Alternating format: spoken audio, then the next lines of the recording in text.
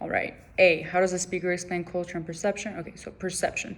She begins talking about perception. She begins by explaining how she as a child saw figures and numbers and thought everyone else in the world did too. And later on, she began to understand how people saw everything from their own personal perception, their own personal lens.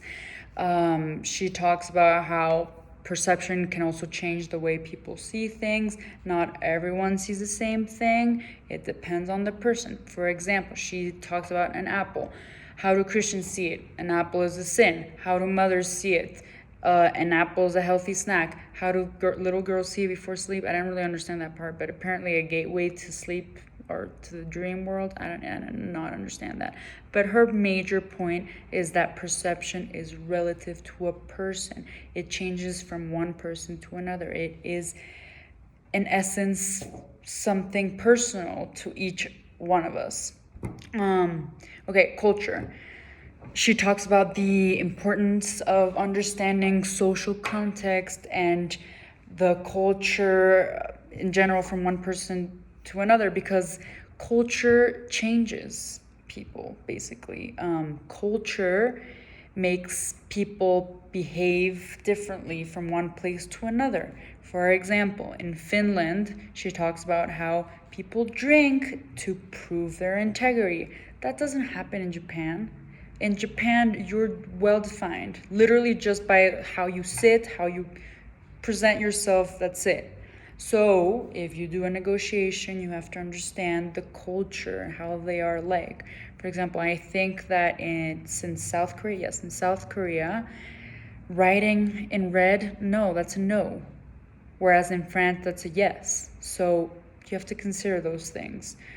She also talks about how Nelson Mandela understood the importance of social context and would speak to his people in his language. I don't know what language that is, but that made people, that spoke to people's hearts instead of their heads, and that helped him be more loved and more cheered on by other people. Okay.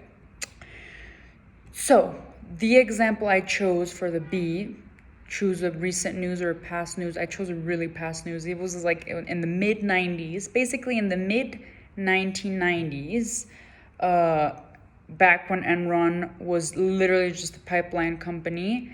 It lost an important contract in India because authorities felt as though they were untrustworthy. Why? Why did this happen? Well, this happened because Americans tend to be very fast.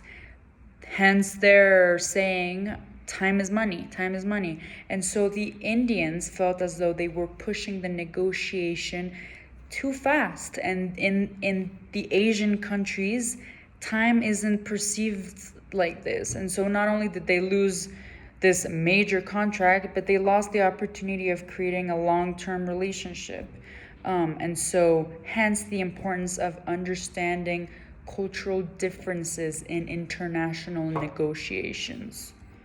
Okay, lastly, it's my final conclusion about the thinking. Oh, yeah, well, my conclusion basically is that it's really important to understand cultural barriers, to understand cultural differences, because people change from one place to another. If everyone's perception is different, it's going to be even more different if it's in a different continent. If we're talking about someone whose culture is completely different to our personal upbringing, and yeah. So basically, if you are going to make an international negotiation, you have to understand and be prepared for the cultural barriers. And for instance, if you're going to work with an American, maybe consider, okay, they like to do things fast, they're very pragmatic. Okay, if I'm going to work with an Indian person, okay, I'm not going to be very pushy because they're just not like that.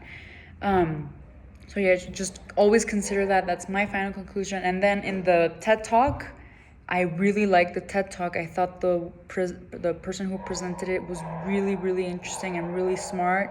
I really Like special, I'm just gonna say really quickly that the part I enjoyed the most was the tips she gave us. Always expect the unexpected. Yeah, every negotiation is different.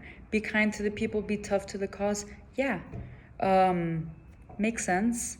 What I liked most about this part is when she's mentioned how people don't forget how you made them feel, but they will probably forget what you said or like what happened. That's very beautiful. So I'll remember that always. And then lastly, always act, never react.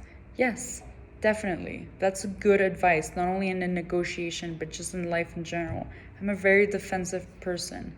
Um, when people are not kind, I tend to be less kind, basically. And so I should always remember to stay calm and just reposition myself and just be the bigger person, basically, and just continue towards my target, which is in essence what she talks about.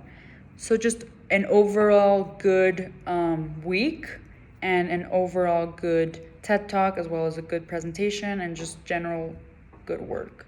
I liked it. Thank you.